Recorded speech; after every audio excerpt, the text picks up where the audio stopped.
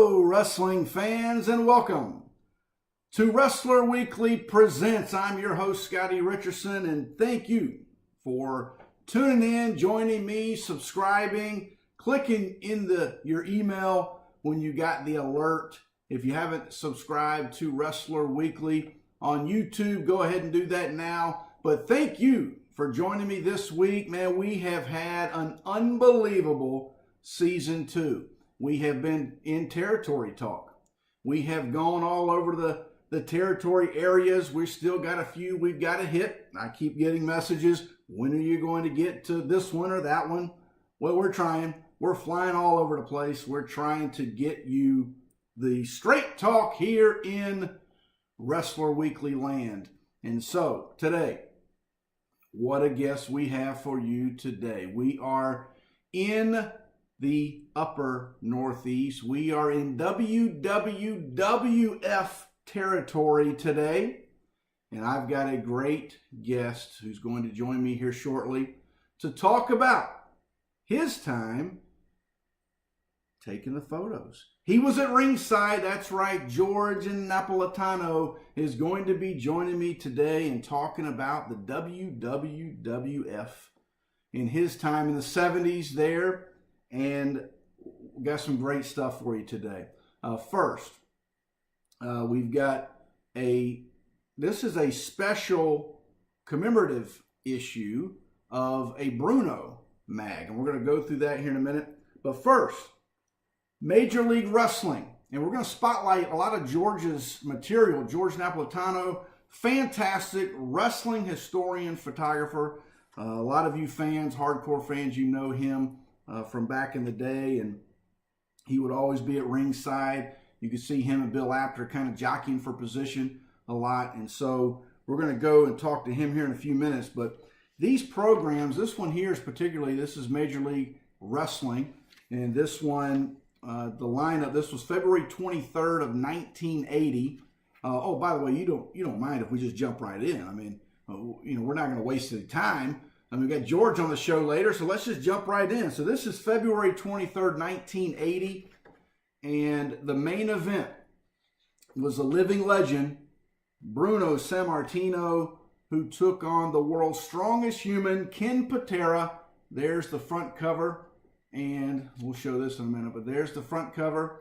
And this is February 23rd of 1980, and for those that do know, and you follow Wrestler Weekly closely, and you follow us on Facebook and Instagram and Twitter, you know that for 720wrestling.com, I had written last year an article titled Ken Patera 1980, the year of Ken Patera 1980. And here we are, February 23rd of 1980. The matches right under that, okay? So you had Bruno versus Patera. And then you've got the WWF Tag Champs, the Samoans, taking on this tag team. Tito Santana and Ivan Putski, as they were the champions at the time, taking on the Samoans. Also on this card, you had this guy, the Great Hussein Arab. We know him as the Iron Sheik. He took on Rene Goulet. Bulldog Brower, who we talked about a couple episodes ago when we went talked international. He was the IWA North American champion, so he's on this card now here in 1980, taking on Angelo Gomez. And then let's see who else is on. We've got Jose Estrada versus Larry Sharp. And so this one, and I like this, if you see that at the bottom. See Championship Wrestling on TV each Saturday on Channel 45. So we're going to spotlight this one. We're going to kick off the show with this nice program. This is from the Baltimore Civic Center. And, just a really good one here. So we're going to go to, tell you what we're going to do. Also, we're talking about Bruno today, but we're going to talk about a series of, an event, really, that happened on December 17th of 1979. Here's the program. We're going to go through it with George, but this was the night of the champions. And so we'll get to that here in a second. Let's call George. Let's get him on the line, and we'll go through a few of these programs with George. Hello? George, are you with us? Yes, I am. Awesome, awesome. Yes, we are here. It's Yes. Wrestler Weekly Presents. And man, we are so excited to have you join us this week. Just an unbelievable encyclopedia, if you will, of wrestling knowledge. Oh, well, thank you. I mean, I've been doing it for a lot of years. Absolutely. I've seen a lot of history.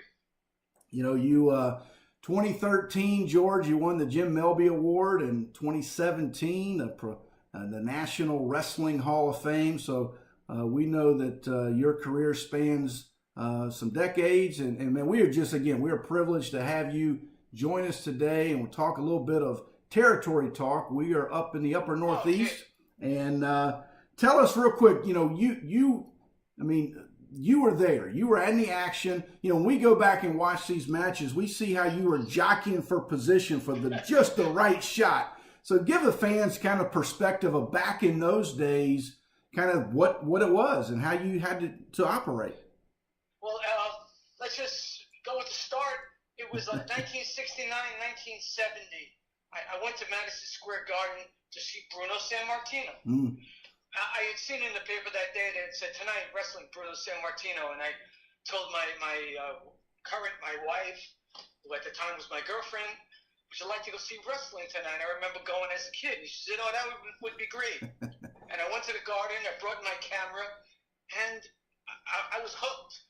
And then they announced they're going to have matches at Sunnyside Gardens the following week. And I mentioned to her, I used to go there. Would you like to go? She says, "Yeah, we'll go." And I went to Sunnyside Gardens. And I met somebody from Ring Wrestling. Mm. He said, "You must have good pictures. You got a great camera." I said, "I don't know. They seem okay. Could you show me them next time you come?" And I did. And that's how I got my first job. That was how I started, really. I just, by chance. That's awesome. That's awesome. But at first growing up, I was a fan. I mean, I loved wrestling. The Bastien brothers, the Graham brothers, the Kangaroos, now Buddy Rogers, and of course Bruno Sammartino. These are my favorites growing up. So then you get an opportunity from being a fan and going to that first event there to see Bruno, and then now all of a sudden now you're at the matches and you're at ringside and you're taking photos. I mean, does now Bruno become larger than life to you? I mean, well see, he was larger than life. Oh, absolutely. Being an Italian kid growing up in Brooklyn, New York, Bruno Sammartino was somebody you would like. Absolutely. And I had a good friend named Jerry Rallo, still friends today, who loved Buddy Rogers, and Buddy Rogers always won. That's right. We used to have fights over Buddy Rogers and Bruno Sammartino. And that night, May 17th, 63, I was at the Garden. Oh, that's awesome. I went as a fan with Jerry Rallo and his brother-in-law, who took us there. And then Bruno won in 43 seconds, and I really let him have it, but good. That was like the crowning glory, seeing Bruno win at Madison Square Garden. Absolutely. Now tell us about how you got involved with Norman Kietzer and Wrestling News, and just kind of that whole situation. Well, yeah, okay. Well, then you eventually start meeting people, and then I met Norman Kietzer. That's how it really was. Kietzer. I met him. I don't remember exactly where. I started submitting stories to Wrestling Review, which is what he was doing first before Wrestling News and the programs. I would submit stories, and he was the editor. And we became friendly. And then he went back to Minnesota, and he got the job or the deal, so to say, to produce the programs for the WWWF. Okay. And he had nobody else, and I became the editor of all the programs for the WWWF, in addition to writing stories for Wrestling News, and then becoming the associate editor of the East Coast edition of the Wrestling News, which was magazines sold in arenas, not on newsstand. Right. And I used to do all the programs, and the programs were specific to the Garden, and I want to say Boston, and sometimes Philadelphia for big shows.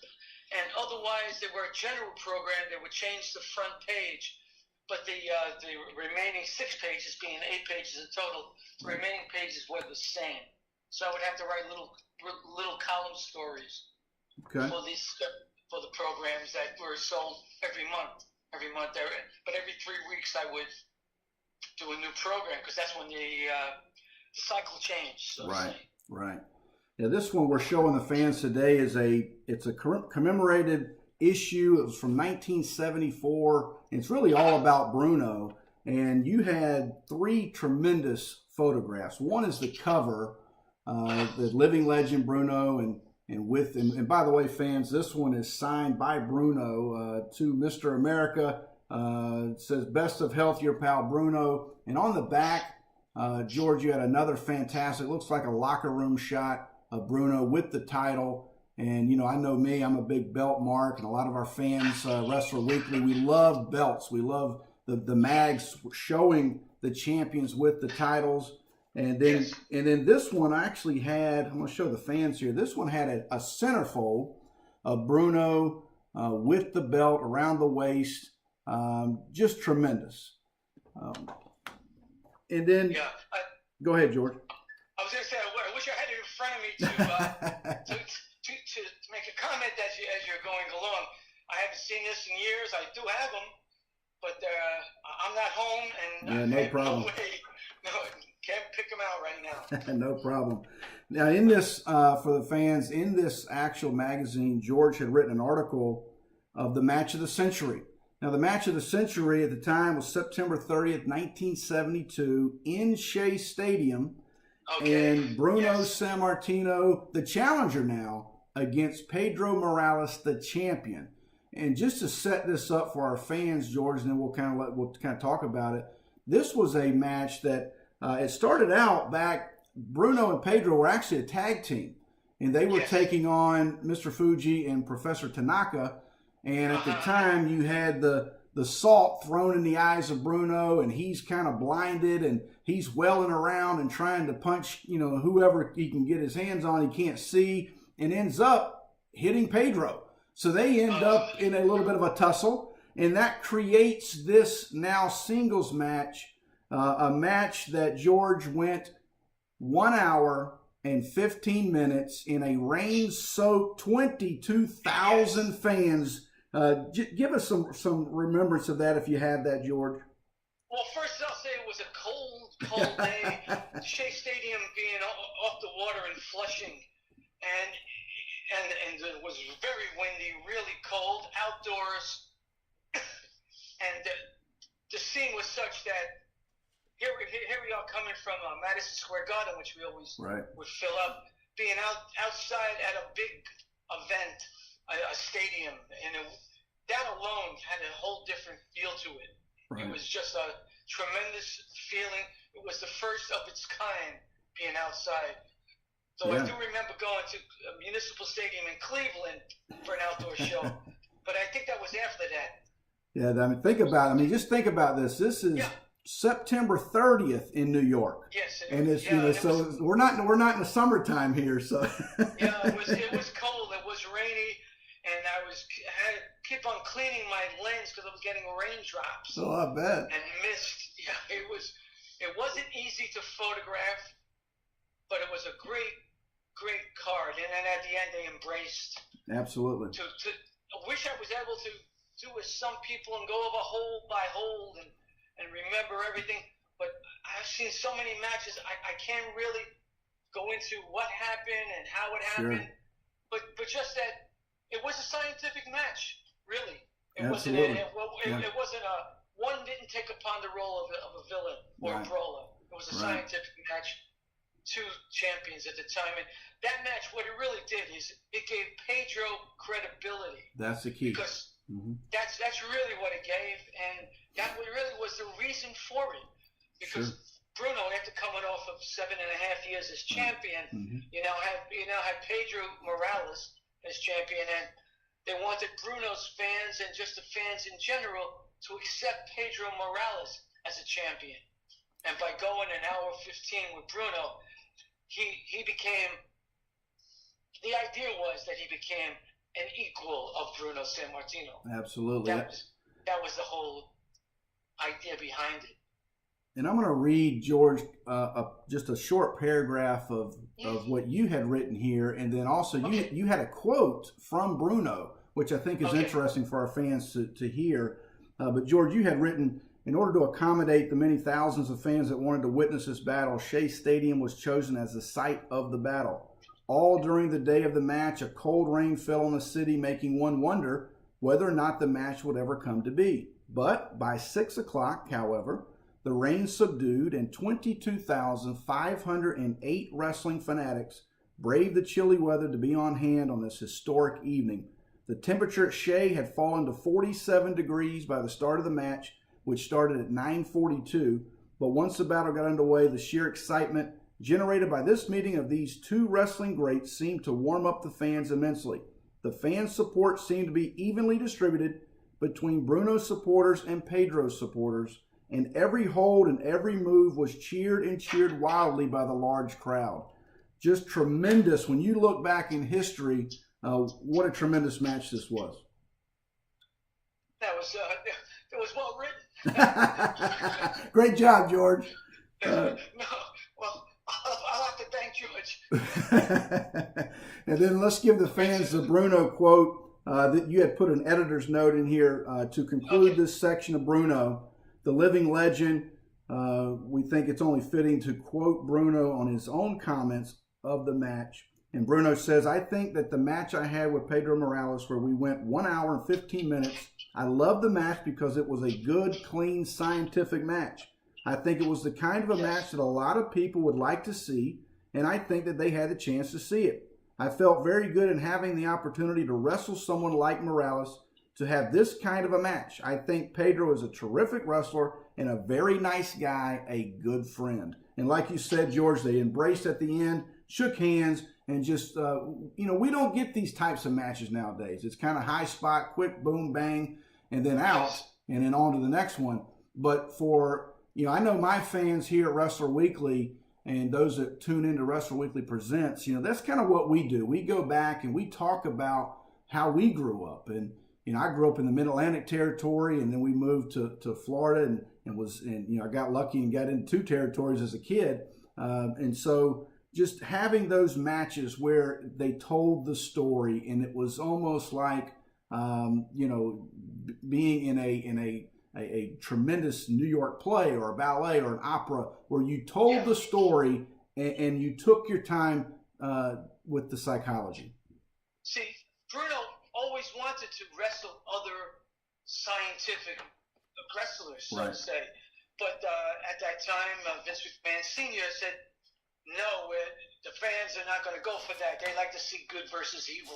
Right. And that's why they never did it. And but Bruno's reference was the NWA, which quite a few times would have scientific matches, Jack Briscoe and Harley and what have you, at different times with Dory Funk wrestling at that era. Absolutely. Yeah, that's what Bruno wanted to have, and he said that Vince McMahon Sr. never really wanted to put that on. So, but Bruno pushed for that too, just to have a different kind of match. Absolutely. Yeah. All right, George, we're going to flip over. We're going to go 7 years later, and December 17th, 1979. This is in Madison Square Garden. And some say this was the night of champions and the night of championships. Let me just give you a few of these, kind of help you out with the jog your memory a little bit. Okay. The main event here was WWF champion Bob Backlund against Big Bad Bobby Duncombe. But on the undercard below that, you had the NWA World Champion, Harley Race, defending his world title against Dusty Rhodes. And then under that, we had WWF Tag Champions, Tito Santana, Ivan Putski against Swede Hansen and Victor Rivera. And even Antonio Inoki defended the NWF Championship against the Iron Sheik, who at the time was the great Hussein. But, George, a night like this, Madison Square Garden, 1979, where you have the Japanese champion, Antonio Inoki. You've got, even Fujinami was on this card as a junior champion. You've got Bob Backlund world champion. You've got Harley Race. I mean, tell us about the excitement or the build-up or anything that talking about this. First of all, Madison Square Garden was actually the pay-per-view, quote-unquote, the pay-per-view for the WWWF. Yes. Every month, every 3 weeks to 5 weeks, you would have the big match. And it was like having a pay-per-view. There was always a special guest coming in. People from other territories wanted to wrestle in the Garden, even if they didn't wrestle in their WWF, just to say that they were Madison Square Garden. It was held in that such high esteem. Absolutely. You know, and Harley Race coming over, because at that time, even though it wasn't really said, the WWF was still part of the NWA, right, though they had their own champion. So every once in a while, they will bring in the NWA champion. At this time, it was Harley Race. And for us to see a match, Harley Race against Dusty Rhodes, which in our mind was a Florida match. Yeah, that's what made it different. That's what made it good. Absolutely. I mean, you know what's great? Go ahead, George. I'm sorry. Go ahead, Scott. Well, I was just going to say, at the bottom of this undercard, for fans, just to give you perspective here. Yeah. I mean, you've got Ted DiBiase against now this is 1979, but you've got Ted DiBiase, who we know, was in he was in the Mid-South, he was in Georgia, but taking on the fabulous Hulk Hogan. Hulk Hogan is actually on the bottom of this card. Wow. Yeah, I mean, Hulk Hogan was a mere rookie at the time. That's right. But then other wrestlers wanted to be on a card with Inoki so that they could then get booked in Japan. So there must have been a deal. That's why Harley came too, just to get on a card with Inoki. That's a good point, George. I mean, especially when you're looking at, like I said, even Fujinami, who at the time was the WWF Junior Heavyweight Champion, is actually on this card. I think if you look at the front of that, the WWWF president at that moment was a Japanese fellow. That is correct. Hisashi Shima. Mr. Shima. Yeah, he was Antonio Inoki's business associate for New Japan Pro Wrestling. And fantastic. They used Shima as a champion to get this worldwide appeal, Worldwide Wrestling Federation. There you go. They wanted this worldwide appeal, and they had a Japanese as their president, so to say. And it was because of Mr. Shima that I then got, several years later, was able to go to Japan, and I covered the Grand Prix and the Madison Square Garden tournament and all this other stuff, because I was the photographer for the WWF at that moment, doing the programs and doing all the stuff, plus other magazine work that I did. Yeah, in this program, I mean, when you've got a program that has Bob Backlund, Harley Race, Inoki, and Fujinami on the cover, that's pretty fantastic. Doesn't get much better than that. All right. And to be honest with you, I don't exactly remember the whole card and how it transpired and what really happened. I mean, because 3 weeks later there was something else. Oh, absolutely. Yeah, I mean, it was it just was never ending. And then besides then going to different territories, you mentioned Florida and other places, I would then go to those places in between my stuff in the New York area. Also, too, in the New York area, I would sell the programs at the local spots, which happened almost every night of the week. New York, New Jersey, Connecticut, Massachusetts. I used to travel around with everybody, and besides going everywhere, it was a crazy time. Yeah, and this program has $1 on it, George, and I bet you would sell out if you had those for $1 nowadays. I used to get all the returns. There you go. And I used to give them out to people. I mean, I used to give them out. I also taught school at that time, and on a Tuesday morning after the garden show, I would come in with a stack of programs, and I would give them out to all the kids. You had to be good though. You had to be nice. Oh, that's right. You would get programmed, yeah. Absolutely. All right, fans, we always end on what we call the hot mag. And today's hot mag for this episode is a rarity. This is volume 1, number 1 of the Worldwide Wrestling Federation, the Wrestling Action. This is the first one, and it's in a kind of a cartoon feel. You've got Superstar Billy Graham at the top of the mountain, and you've got everyone else around trying to climb that mountain to take over the king. We've talked about Bruno. We've talked about Backlund. George, give us your perspective of at the time there in 1977, Superstar Billy Graham. Superstar was the 70s. Right. Yeah, he epitomized whatever the 70s was. He was colorful. He was flamboyant. He was the perfect character for his day and time. And the people were really, really starting to get into him. Yeah. And the WWF didn't know what to do, having a heel champion that people now were cheering, and they wanted him as the villain. And that caused a little problem, having so many fans when they didn't want him to have fans at that time. Right. I mean, he was great. He was the prototype, as we all know. Prototype of Hulk Hogan. Oh yeah. With his 24-inch pythons and his colorful way and his gab, the way he talked. I'll just tell you a little aside to that. When he first came into the WWF, I had been friends with him. I met Superstar in Texas, and we stayed in touch and corresponded. He called me up and said, "I'm coming to New York." I picked him up at the airport. My wife fed him. We ate. Then we watched Championship Wrestling from Florida. It's a Tuesday night, and on a little rabbit he is, 11 o'clock at night, he's still in my house. Yeah. I said, "Want to see wrestling?" He says, yeah. And we put on Championship Wrestling from Florida, and on there is Dusty Rhodes.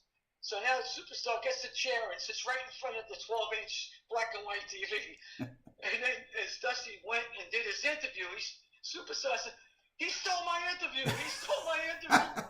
He was raving. He was going crazy because at that time you didn't know what was going on anywhere else. You didn't know what people said, what people did, who was there, unless you saw it. And he had lost touch with Dusty. They had been together in the AWA. Right. And he was upset that Dusty, according to Superstar, stole his interview. That's fantastic. Funny moment, That's great. Yeah, really. it's funny because you talk about those two, and in that year of 1977, they had the famous bull rope matches, the Texas Death matches. Yes, I have all those pictures in my magazine. Just unbelievable. Yeah. Just before we close, sure. You mentioned Wrestling Action. Yeah. That was a magazine that I did. My name isn't in it, but I did that magazine in the Wrestling Action series because I was doing so much stuff. I used a different name in that particular series of magazines. And that was actually the first all-color magazine. That's awesome. That's all color. Absolutely. I want to say it's all color. I could be wrong. It became later, it became all color. And Les Thatcher was doing a magazine like that in the Mid-Atlantic. Yes, he was. I had been friends with Les. And I came up with this idea. Les, I would love to do a magazine like you do. So yeah. And we actually got it printed in Charlotte at the company that Les would use. Oh, that's awesome. Charlotte. That's where that was the basis for it. Was the Mid-Atlantic Championship Wrestling magazine was the basis. And I want to say Les is the one who says, "Why don't you do something different? Put a drawing on the front." I says, "Yeah, okay, that sounds good." So that became the thing. Put a drawing on the front cover, and that one had Superstar up on top of the mountain. That's fantastic, and I just showed our fans the centerfold with Superstar Billy Graham, and just anytime you saw a photo of Superstar Billy Graham, flexing and with the title and the tie-dye pants, and at times if you had the Grand Wizard there as well, but just those are some of the, like you said, defining a decade, and he was the 70s. It was the 70s. Really. We can nitpick and say if you were in Florida, you're going to have somebody else be in the 70s. But he just looked like the 70s. Yes. His look and his persona was 70s. That's right. All right, George, tell the fans kind of, you're all over the place. We know you're really, you're a hard worker still today. You're out there getting the photographs. Tell the fans, what are you up to now? And then we'll just close the show. Okay. These days, I really only attend the major pay-per-views. The big ones, whether it be WrestleMania, Royal Rumble, Survivor. I attend the bigger ones. There's the 4 big WWWF pay-per-views, so to say, and I photograph them for Pro Wrestling Illustrated, which was my competitor for years and years and years. See, but the difference is I don't have any real involvement. When I did a match, I call it a match, a card. So when I did the card, I knew what I was going to use for that month and what I was going to use for a month. Months later, and I would save the material. Like now, I just take the pictures and send them off to Pro Wrestling Illustrated with no other rhyme or reason. I don't feel physically attached to them as much as I did to the ones that I took when I used to write the stories based on the pictures, or this one will look good in the centerfold, or I'm going to save this. This is Abdullah Bloody. That's going to be on Wrestling Scene. That's right. That depending on what I took, and then I would categorize it in my mind when I would use it. I would, if it was Bloody, it was going on Wrestling Scene. That's right. If not next month, the month after. If it was a young guy, nice, he's going to be on the cover of Wrestling All Stars. There you go. Kerry Von Erich or something like that. It's going to be on All Stars, nice pose photo cover. That's how I used to do it. So now I have no physical attachment to these pictures, so I don't feel like I'm involved. At that moment, I was involved, really. I mean, I wrote anywhere from 3, 4, 5 up to 1 month. At 1 year, I can't actually tell you when. I did 9 magazines in a month. 9. That's great, unbelievable. I mean, I was on a deadline. As you speak, I'm on a deadline. That's right. Absolutely. It was mind-boggling, but nevertheless, I loved it and did it, and I still follow it. I don't know as much as I do. I know a lot through osmosis, just by knowing. But I will say I'm not into it, not because it's better in the old days. It's just that I just have other things that I do these days. I'm a lack of a better word, a paparazzi, quote unquote, but not really. I do a lot of events, concerts, red carpet, movie premieres, and I'm assigned a spot. When I go, I'll have a position on the red carpet waiting for me, and I work for several different photo agencies uploading celebrity photos. Awesome.